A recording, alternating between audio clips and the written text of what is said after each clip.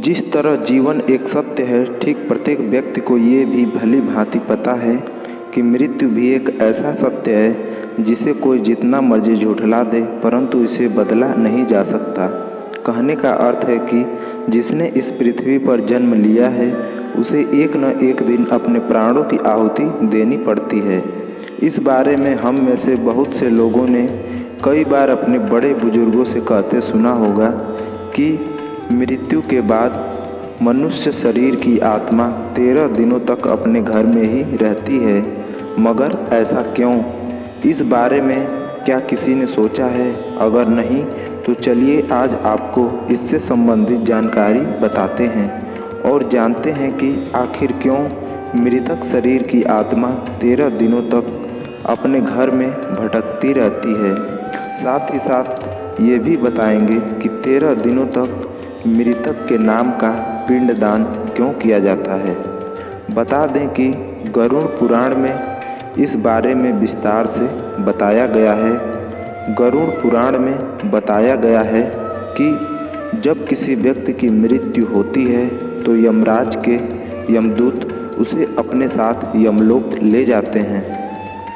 वहाँ उसके अच्छे और बुरे कर्मों का हिसाब होता है और फिर 24 घंटे के अंदर यमदूत उस प्राणी की आत्मा को वापस घर छोड़ जाते हैं। यमदूत के द्वारा आत्मा को वापस छोड़ देने के बाद मृतक की आत्मा अपने परिजनों के बीच भटकती रहती है और अपने परिजनों को पुकारती रहती है, लेकिन उसकी आवाज़ को कोई सुन नहीं पाता। यह देखकर मृत व्यक्ति की आत्मा बेचैन हो जाती है और ज़ोर ज़ोर से चिल्लाने लगती है। इसके बाद आत्मा अपने शरीर के अंदर प्रवेश करने की कोशिश करती है, लेकिन यमदूत के पास बंदिश होने के कारण वह मृतक शरीर में प्रवेश नहीं कर पाती। इसके अलावा गरुड़ पुराण की माने तो जब यमदूत आत्मा को उसके परिजनों के पास छोड़ जाते हैं तो उस समय उस आत्मा में इतना बल नहीं होता कि वो यमलोक की यात्रा तय कर पाए। गरुड़ पुराण के अनुसार किसी भी मृत मनुष्य के मृत्यु के बाद जो 10 दिनों तक काम किया जाता है उससे मृतक आत्मा के विभिन्न अंगों की रचना होती है और जो 11वें और 12वें दिन पिंडदान किया जाता है उससे मृतक आत्मा रूपी शरीर का मांस और त्वचा का निर्माण होता है। और जब 13वें दिन 13वीं की जाती है तो उस दिन मृतक के नाम का पिंडदान किया जाता है। उसी से ही वो यमलोक तक की यात्रा तय करते हैं।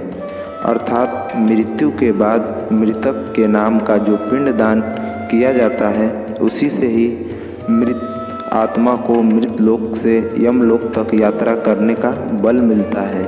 इसलिए ही गरुड़ पुराण में बताया गया है जब किसी मनुष्य की मृत्यु हो जाती है तो उसकी आत्मा 13 दिनों तक अपने परिजनों के पास घर में भटकती रहती है और उसके बाद आत्मा मृत लोक से यमलोक की ओर निकल पड़ती है, जिसे पूरा करने के लिए उसे 12 महीने यानी कि 1 साल का वक्त लगता है। इतना ही नहीं, मान्यता के अनुसार 13 दिनों तक मृतक के नाम का किया गया पिंडदान उसके 1 वर्ष के भोजन के समान होता है। पिंडदान न किया जाए तो क्या होगा? इसके अलावा बता दें, अक्सर लोगों के मन में ये सवाल भी ज़रूर आता है कि अगर किसी मृत व्यक्ति के नाम का पिंडदान नहीं किया गया तो क्या होता है। तो दोस्तों, आपको बता दें कि इसका भी वर्णन गरुड़ पुराण में किया गया है।